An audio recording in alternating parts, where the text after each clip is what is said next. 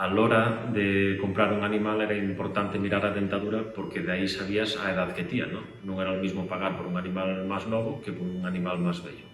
Entonces, ellos lo que miraban primeiro era que, por exemplo, nas vacas, aos 2 años, tiran os mamóis, que son os dentes de lleite, tiran os mamóis e salen as 2 primeiras palas.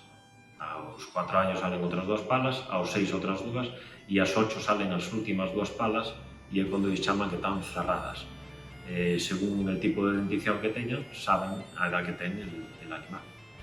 Los caballos tamén lles miraban el interior da boca, como eran máis mordiscois, tian tendencia a trabarte, usaban a traba da torga, sobre todo para mirar se estaban torgados na gorxa, que podesen atascados con algún tipo de alimento, e despois miraban tamén as diferentes enfermedades que podían ter dentro da boca, ¿no? Como pode ser a melga ou a coriza ou cualquier problema de digestión.